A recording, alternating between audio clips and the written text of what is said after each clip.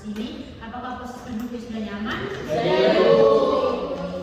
Nah, jadi sebelum kita mulai layanan ini, karena kita ada kebutuhan, jadi kita berdoa terlebih dahulu. Apakah di saat itu orang yang mungkin kita berdoa?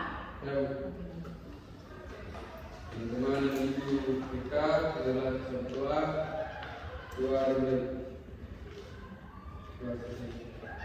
Terima kasih. Baik, karena di sini apakah adik-adik sudah mengenal ibu atau belum? Jadi perkenalkan terlebih dahulu bahwa adik-adik mengenal diri ya. Perkenalkan, nama ibu Yuliana Bagedawala, adik-adik bisa panggil ibu Yuliana. Halo Ibu. Silakan dari sini. Teman-teman, anak saya musuh bisa dipanggil Ciku. Oh iya. Kalau Ciku Perkenalkan, nama saya Alisina Perindat Nisan dari Sapa Indah. Halo Indah. Perkenalkan, nama saya Teguh Sri Putri. Perkenalkan, nama saya Maria Kami, biasa dipanggil oleh Ibu. Perkenalkan, nama saya Maria Dena, biasa dipanggil Dira. Nama saya Basir Alvaro, bisa dipanggil Steven. Halo. Perkenalkan, nama saya Alindu, bisa dipanggil Adi. Halo. Perkenalkan, nama saya Gamasia, dan saya biasa dipanggil Alex. Oke, baik. Jadi karena sini semuanya sudah memperkenalkan diri, ibu mau tanya dulu, kalian tahu tidak kenapa ibu mengumpulkan kalian di tempat ini? Jadi di sini ibu mengumpulkan kalian di sini karena ibu akan memberikan layanan bimbingan kelompok. Sebelum itu kalian tahu tidak artinya dari bimbingan kelompok itu apa? Jadi bimbingan kelompok itu adalah layanan bimbingan yang diberikan kepada sekelompok individu untuk membantu mengembangkan diri dan memecahkan suatu masalah secara bersama-sama melalui interaksi dan dinamika kelompok. Nah, di sini juga ada tujuan dari bimbingan kelompok, yaitu untuk meningkatkan kemampuan sosial, komunikasi, serta membantu individu mencapai perkembangan optimal sesuai potensi, minat, dan bakat mereka. Nah, jadi di sini kalian sudah mengerti tentang bimbingan kelompok? Nah, di sini juga ibu akan memberikan menjelaskan urutan-urutan dari kegiatan kita hari ini. Yang pertama ada tahap pendahuluan, ada yang sudah menyambut kalian dengan baik, terus mempersilakan kalian duduk, lalu kita sudah berdoa dan ibu sudah menyampaikan apa itu bimbingan kelompok, dan sekarang ibu menyampaikan urutan-urutan yang akan kita laksanakan hari ini. Dan setelah itu nanti ada ice breaking, terus ada nanti ibu ada menyampaikan aturan, asas, dan juga nanti kita akan ibu sedikit akan memberikan materi layanan hari ini, lalu kita akan melakukan role playing atau bermain peran, dan nanti tahap pengakhiran ibu akan memberikan LKPD, lalu nanti ada kesimpulan, dan nanti ibu akan memberikan evaluasi hasil, lalu doa dan kita pulang. Jadi di sini ibu memilih topik hari ini, yaitu membangun hubungan yang baik antar teman sebaya dalam dunia kerja. Nah, tujuan dari topik ini yaitu agar kalian itu bisa mampu berkomunikasi yang efektif, yang baik dalam interaksi dengan teman sebaya maupun nanti di lingkungan kerja. Seperti itu. Jadi kenapa ibu mengambil topik ini? Karena yang ibu lihat anak-anak zaman sekarang itu kurang dalam membangun hubungan yang baik. Nah, ini juga akan berpengaruh dalam lingkungan dunia kerja kita nantinya. Seperti itu. Di sini juga ibu akan memberitahukan asas-asas yang ada dalam bimbingan kelompok. Yang pertama ada asas kerahasiaan, di mana kita yang dalam layanan bimbingan kelompok ini wajib harus menjaga kerahasiaan informasi dan masalah yang kita bahas hari ini dalam kelompok ini. Hanya cukup kita ini saja yang tahu, tidak boleh disebarluaskan di tempat lain. Yang kedua ada asas kesukarelaan, di mana anak-anak adik-adik ini diharapkan untuk dapat berpartisipasi aktif secara sukarela dan tidak merasa dipaksa. Apakah tadi adik-adik di sini ada yang dipaksa atau tidak? Lalu yang berikut ada asas keterbukaan. Jadi selama bimbingan ini berlangsung, adik-adik itu bersifat terbuka, jujur, dan tidak berpura-pura dalam menyampaikan suatu pendapat atau masukan. Lalu yang terakhir ada asas kenormatifan. Nah, asas ini selama bimbingan kelompok kita ini, kita harus saling menghargai pendapat orang lain, kita harus memiliki etika dan tata krama yang baik dalam berpendapat. Lalu di sini juga ada aturan-aturan dalam bimbingan kelompok. Yang pertama, kita itu harus mendengarkan satu sama lain dalam berpendapat. Nah itu. Yang kedua itu kalau ibu sedang berbicara, anak-anak harus mendengarkan. Sebaliknya jika anak-anak berpendapat atau berbicara, kita yang lain juga harus mendengarkan. Termasuk ibu juga harus mendengarkan. Sebelum itu, ibu lihat kalian ini lucu sekali. Kalian mau tidak mau melakukan SDK? Oke, baik. Yuk kita berdiri dulu ya. Jadi SDK ini ada pasang-pasangan. Ya.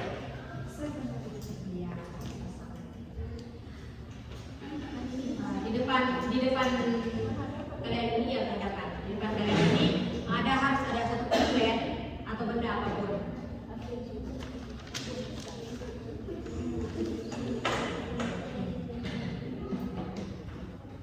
Sudah? Oke. Jadi ibu kasih instruksi dulu ya. Kalau ibu bilang klaps, kalian tepuk tangan. Kalau bilang boom, berarti kalian paha. Kalau ibu bilang pen, harus cepat-cepat merampas pena. Ya.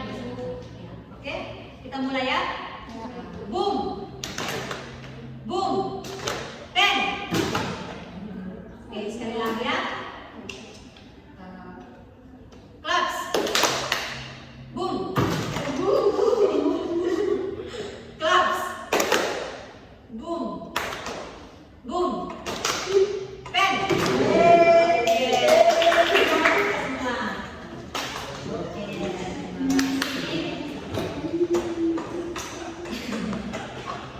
Jadi setelah kita melakukan SDK, apakah anak-anak sudah siap untuk melakukan layanan? Sudah, Ibu. Oke, baik. Jadi di sini seperti yang Ibu katakan, Ibu akan memberikan sedikit materi tentang layanan kita hari ini. Nah, sebelum itu Ibu mau tanya dulu, adik-adik, apakah adik-adik sudah mengetahui teman sebaya itu maksudnya apa teman sebaya itu? Cuma sepesanan. Ya, ada lagi arti dari teman sebaya itu apa? Ada yang tahu? Teman yang seumuran Ibu. Oh, iya, bagus. Ada lagi yang tahu arti dari teman sebaya? Baik, Ibu akan menjelaskan. Teman sebaya ini adalah kelompok sebaya yang merupakan sekelompok individu yang serupa, yakni mereka yang berinteraksi dalam berbagai aspek, termasuk usia dan status sosial yang sebanding. Nah, di sini juga individu muda tumbuh dan mengembangkan diri di lingkungan teman sebaya yang melibatkan interaksi dengan rekan sekelas, teman satu tim, teman di lingkungan rumah atau keluarga, serta teman dalam lingkungan sosial. Di sini juga ada fungsi-fungsi dari teman sebaya dalam persiapan karir nanti ke depannya. Yang pertama ada sebagai teman. Jadi adik-adik itu memiliki teman yang baik yang mau menghabiskan waktu bersama dan melakukan berbagai hal bersama. Lalu yang kedua ada sebagai pendorong, di mana saat berteman adik-adik ini saling memberikan informasi yang menarik, informasi yang bahagia dan penuh hiburan. Dan yang ketiga ada sebagai pendukung fisik, di mana adik-adik ini bisa saling tolong menolong dan memberikan waktu yang luang untuk teman. Dan yang terakhir ada sebagai pemberi keakraban dan perhatian, di mana persahabatan yang hangat, kedekatan dan kepercayaan serta koneksi dan ekspresi diri yang baik. Nah, berikutnya juga ada faktor-faktor yang mempengaruhi hubungan dari teman sebaya. Yang pertama ada kesamaan usia, yaitu mereka yang adik-adik yang seumuran itu biasanya akan mempunyai minat, topik, pembahasan dan kegiatan yang cenderung sama. Hal ini yang membuat adik-adik itu menjadi lebih dekat dan memiliki hubungan yang erat dalam persahabatan. Yang kedua ada keakraban. Keakraban di sini bisa menimbulkan situasi positif dalam hubungan sosial, termasuk hubungan dengan teman sebaya yang lain. Lalu yang ketiga ada perkembangan kognitif atau pemikiran, di mana perkembangan kecerdasan adik-adik ini untuk membicarakan suatu masalah yang terjadi dalam pertemanan. Seperti itu. Oke, lalu di sini seperti juga tadi sudah jelaskan, kita akan melakukan tahap role playing. Di sini adik-adik ada yang bisa berkenan untuk membantu ibu, 6 orang yang ibu minta untuk melakukan. Laki-laki 2, perempuannya bisa. Oke, silahkan. Steven, sini.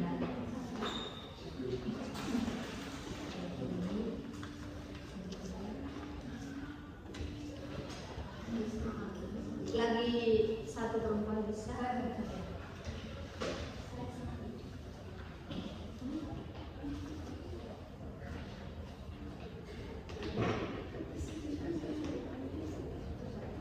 Jadi di sini tokoh-tokohnya ada Adi, yaitu siswa yang sombong dan individualis, ada Sari siswa yang ramah dan suka membantu, ada Budi siswa yang pendiam dan tapi pintar, ada Rina sebagai siswa yang mudah marah dan sensitif, ada Doni siswa yang humoris dan bijaksana, dan terakhir ada Bu Maya sebagai guru BK. Adik-adik silakan menentukan memilih siapa. Saya ini Doni. Saya Rina. Sari. Berarti ini Budi. Iya. Lalu adik kedua. Iya. Bu Maya satunya jadi Bu Maya satu Saya. saja. Iya, sudah. Sudah? Sudah Bu. Oke. Silakan mulai dengan perannya ya. Bumi.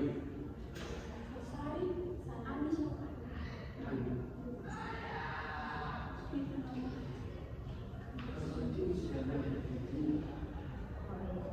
Jadi di sini Indah siswa yang sombong dan individualis. Terus Sari, siapa yang Sari? Sari itu siswa yang ramah dan suka membantu. Lalu yang berperan sebagai Budi, Saya. siswa yang pendiam tapi pintar. Yang berperan sebagai Rina siapa? Siswa yang mudah marah dan sensitif.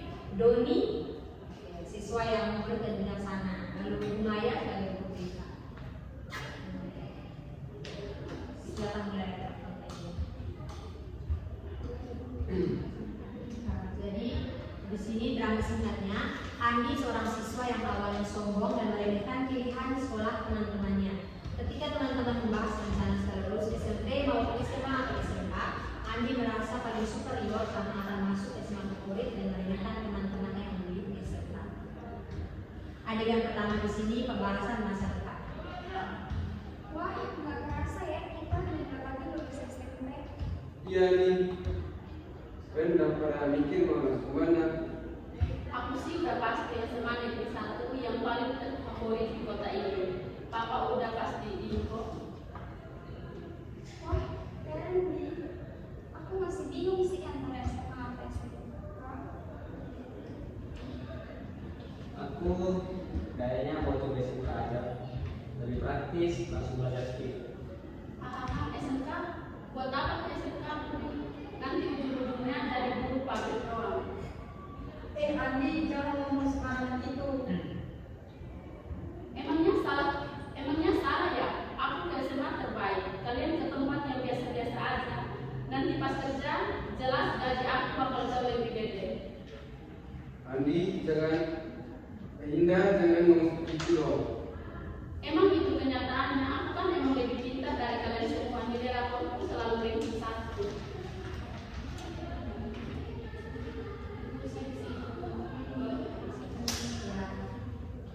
Kamu nih sombong banget. Indah, aku gak mau berteman sama orang kayak kamu. Aku memang gak sendirian. Udah mau bilang deket kayak gini. Udah, aku malas ngomong sama dia. Udah, kamu keterlaluan deh. Oke. Adegan keduanya konsekuensi kesombongan. Saya udah aku sendirian aja. Biasa aja kok, emang kenapa? Kamu sadar nggak ketika hari ini teman-teman pada tinggalin kamu, Rina sama Budi malah nggak mau ngomong sama sekali. Ya udah sih, aku juga nggak butuh mereka kok. Nah, ini besok kan ada presentasi kelompok untuk mata pelajaran kewirausahaan. Kamu udah ada kelompok? Emang siapa yang mau sekelompok sama aku? Kelompok aku Rina sama Bobi udah penuh belum juga udah nggak mau sama kelompok lain. Nah, sekarang berdasarkan efeknya. Aku bisa ngerjain sendiri kok, nggak masalah. Tapi ya ini tugas kelompok harus minimal 3 orang. Kalau sendirian ya temennya pasti mau. Jadi aku beneran nggak punya teman. Sama sih anak-anak. Ada apa ini? Kok suaranya tenang sekali?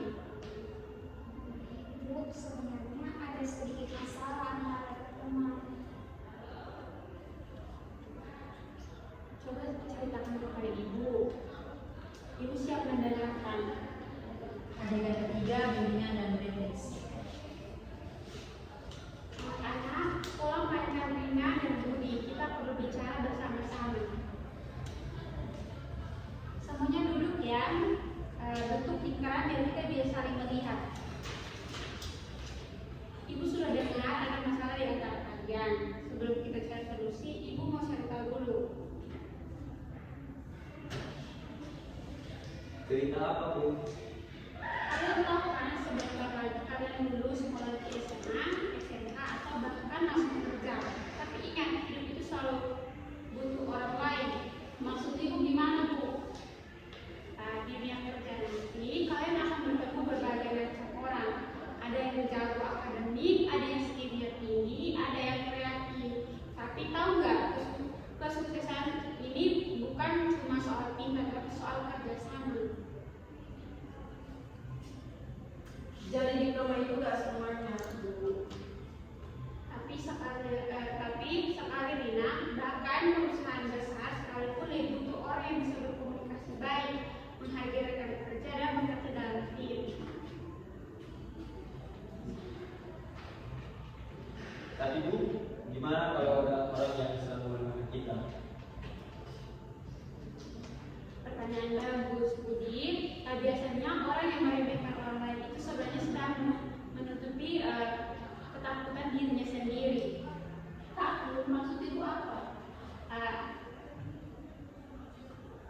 Takut tidak sebaiknya yang dikira, takut gagal, takut tidak diterima. Jadi dia malah bersikap sok untuk menutupi perasaannya itu. Terus gimana cara kita memperbaiki hubungan yang udah rusak? Yang pertama itu mengakui kesalahan. Yang kedua minta maaf dengan tulus. Yang ketiga itu berkomitmen untuk berubah. Mungkin ada yang mau mencoba.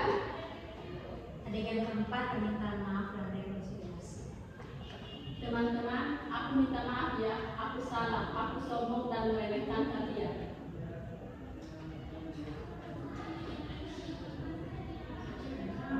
Ya, aku tahu aku nyesal banget. Sebenarnya aku takut. Kenapa? Takut kalau nanti di SMA aku gak sepintar yang aku kira, takut gagal. Jadinya aku malah nyombong buat nutupin rasa takut aku. Oh, aku kira kamu benar merasa lebih baik dari kita. Kita semua punya kelebihan masing-masing.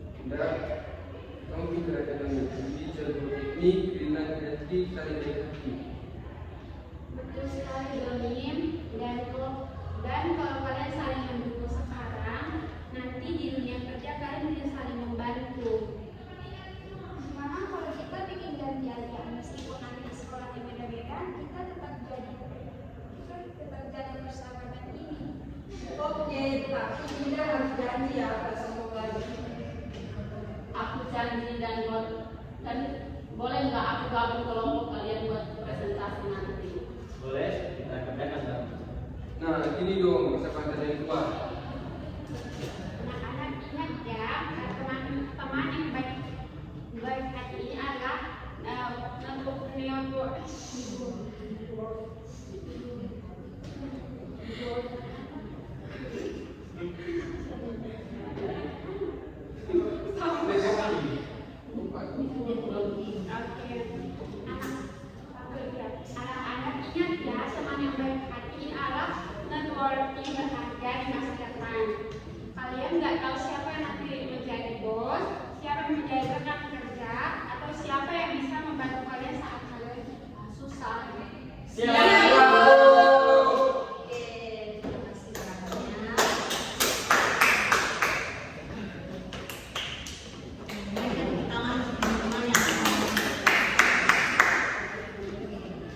Semangat.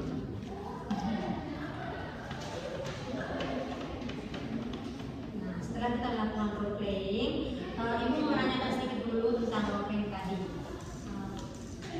Di sini pertanyaan yang pertama,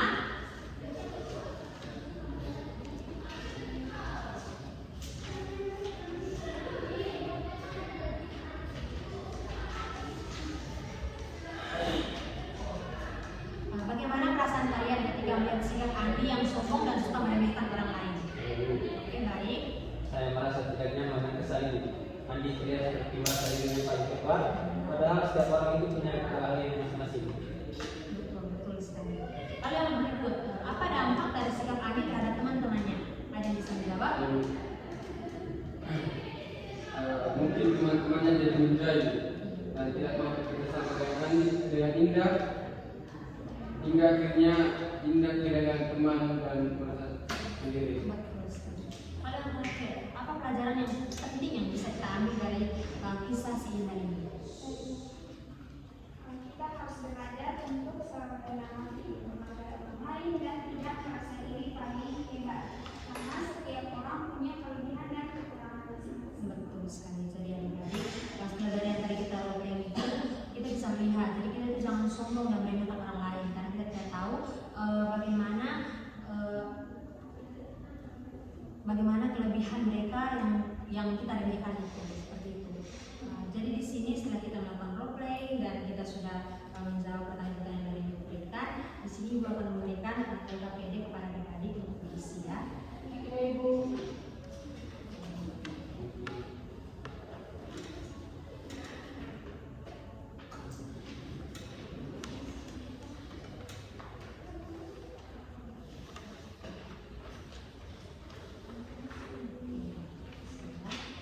Silakan kalian mengisi ya.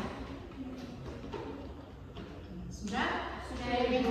Oke, tolong ditentukan ini. Ini cukup. Ya, makasih. Oke. Ibu, Terima kasih. Jadi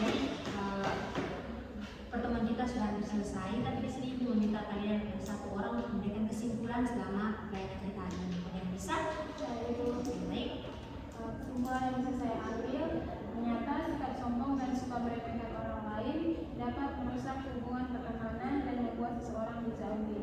Dari sikap Andi, kita belajar bahwa setiap individu perlu belajar bersikap rendah hati, menghargai kelebihan orang lain, serta menunjukkan kepercayaan diri tanpa merendahkan orang lain. Betul sekali. Jadi kita tidak boleh merendahkan orang lain adik-adik. Kita berikan apa?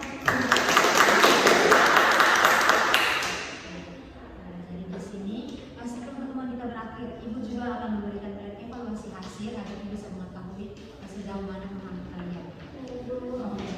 siap.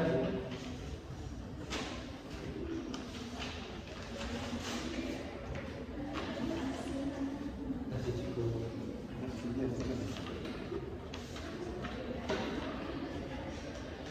Oke, silakan diisi tadi. Iya, cerita. Sudah, silakan.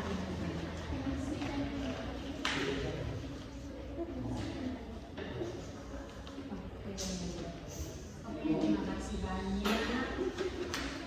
Adik-adik, jadi terima kasih karena tadi sudah dipercaya Ibu. Karena tadi kita sudah mulai dengan doa, dan berarti kita melanjutkan juga dengan doa. Ada yang bisa memberi kita doa? Ibu dan teman-teman, mari kita berdoa. Berdoa baik. Berdoa selesai. Oke, terima kasih dengan Adila. Jadi adik-adik sampai di sini saja dulu pelajaran kita hari ini. Ibu harap apa yang Ibu berikan kepada kalian ini dapat kalian cerna dan kalian terapkan di kehidupan